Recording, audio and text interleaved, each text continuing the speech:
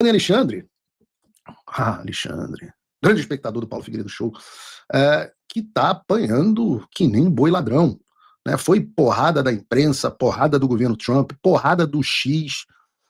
O Alexandre virou a Geni da política internacional. Joga pedra na Geni, ela é feita pra apanhar, ela é boa de cuspir, maldita Geni. Na época que o Chico Buarque, lembra do Chico Buarque? O Chico Buarque fazia música antigamente. Era bons tempos que o Chico Buarque fazia música. Era só uma musiquinha contra a ditadura militar, onde ele podia fazer musiquinha. Contra o Alexandre não fez musiquinha nenhuma.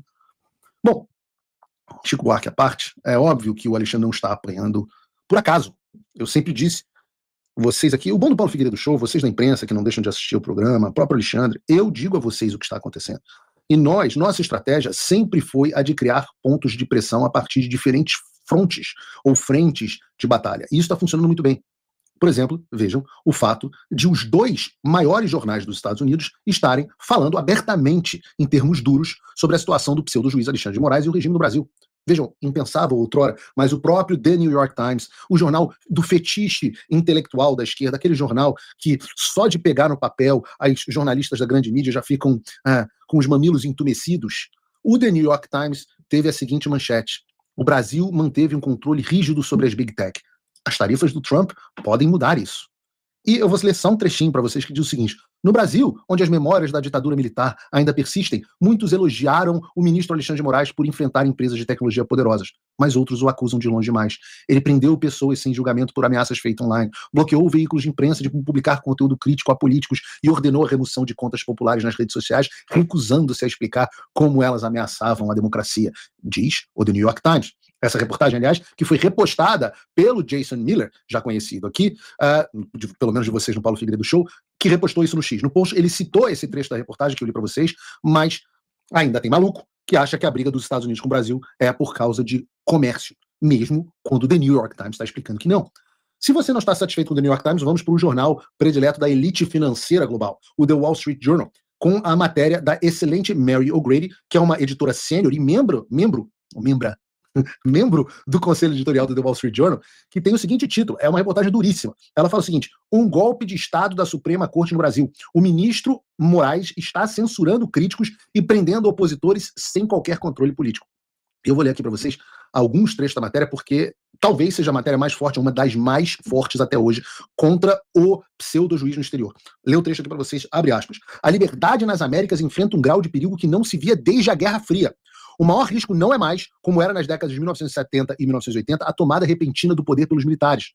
Os homens fortes do século XXI estão copiando Hugo Chávez, que consolidou seu domínio assumindo o controle das instituições democráticas enquanto era popular e depois colocando seus oponentes na prisão ou forçando-os ao exílio.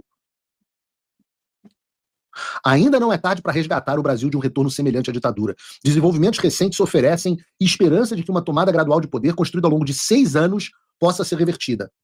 O problema em Brasília começou em 2019, quando o Supremo Tribunal Federal alegou ser vítima de calúnias e ameaças e invocou uma regra interna que lhe confere poder de abrir inquéritos sigilosos sobre os supostos crimes contra os seus membros.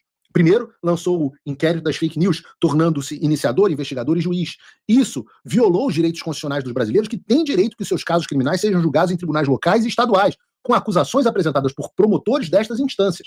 Veja o grau de sofisticação que a Mary O'Grady já tem sobre o Brasil. Não pensem que isso é acidental, isso é uma construção. Nós nunca imaginávamos, tempos atrás, que a gente fosse ter matérias desse tipo. Continuo. O ministro Alexandre de Moraes, que já tinha a reputação de se opor ao então presidente Bolsonaro, foi escolhido a dedo pelo então presidente do STF, José Antônio Dias Toffoli, para conduzir o inquérito, embora os ministros devam ser designados por sorteio. Os investigadores monitoraram as redes sociais dos politicamente incorretos, criminalizaram as suas opiniões e os prenderam preventivamente. Alguns juristas reclamaram que a corte estava violando a imparcialidade, a liberdade de expressão no sistema acusatório, mas o Senado se esquivou do seu dever de disciplinar a corte. Alô, Rodrigo Pacheco, alô, Gumota. Davi Alcolumbre.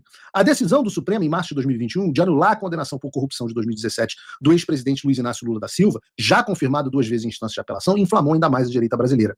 Os deploráveis foram as redes sociais. Ela está fazendo um trocadilho aqui, porque a Hillary Clinton havia chamado os eleitores do Trump de deplorables, né, deploráveis. Então, os deploráveis, as pessoas comuns, foram as redes sociais. A corte tentou calá-los, mas alguns formadores de opinião estavam fora do país e além do seu alcance. Assim, Em julho de 2021 foi lançado o Inquérito das Milícias Digitais, mirando empresas de tecnologia e suas plataformas. O STF as obrigou a censurar conteúdo e a desmonetizar brasileiros cujas opiniões eram consideradas inaceitáveis. O descumprimento significava que as empresas não poderiam mais operar no Brasil. O ministro de Moraes também presidiu o Tribunal Superior Eleitoral durante a campanha presidencial de 2022, que colocou Lula contra o então presidente Bolsonaro. O magistrado tornou o tribunal visivelmente mais político, monitorando ativamente o discurso de partidos, candidatos e cidadãos e censurando aqueles com quem discordava. Quando Lula foi declarado vencedor da eleição, a amarga polarização se acentuou. Alguns apoiadores de Bolsonaro recusaram-se a aceitar o resultado, queriam intervenção militar e, por meses, realizaram protestos pacíficos em frente a quartéis do país. Lula tomou posse sem incidente em 1º de janeiro de 2023. Mas uma semana depois, um grupo de bolsonaristas marchou sobre prédios federais em Brasília. Algumas pessoas entraram onde houve violência e vandalismo. A corte chamou o episódio de tentativa de golpe. Mas a maioria dos envolvidos parecia ser de manifestantes desorganizados, sem armas. Nenhum soldado deixou os quartéis. O ministro Moraes abriu 3 novos inquéritos sigilosos. Cerca de 1.500 suspeitos foram detidos e alguns permaneceram presos por até 1 ano aguardando julgamento. Alguns receberam penas... Na verdade, Mary O'Grady, foram mais de 2.500 presos.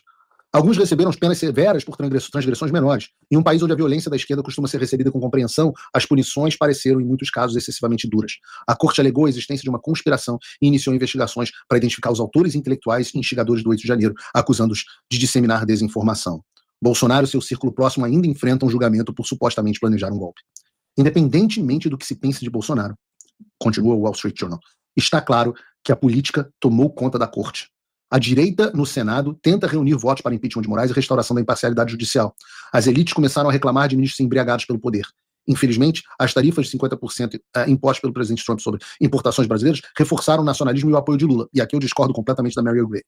Mas a decisão do Tesouro dos Estados Unidos no mês passado de impor sanções contra Moraes parece ter chamado a atenção dos outros ministros, que certamente entendem que pode haver mais medidas se o Brasil não encontrar uma forma de restaurar o Estado de Direito. Inacreditável, mas essas palavras são do jornal mais importante do mercado financeiro mundial. Todas estão dizendo, com todas as letras, que o Supremo Tribunal Federal deu um golpe de Estado no Brasil e que nós estamos diante de uma tomada gradual de poder muito semelhante à do chavismo na Venezuela. Pessoas presas em julgamentos, manifestantes pacíficos sendo julgados e condenados por abolição violenta do Estado Democrático de Direito e associação criminosa armada, inquéritos ilegais sendo criados pelas mesmas pessoas que investigam e julgam, violência da esquerda sendo tolerada, etc, etc. A nossa história está sendo contada finalmente para o mundo.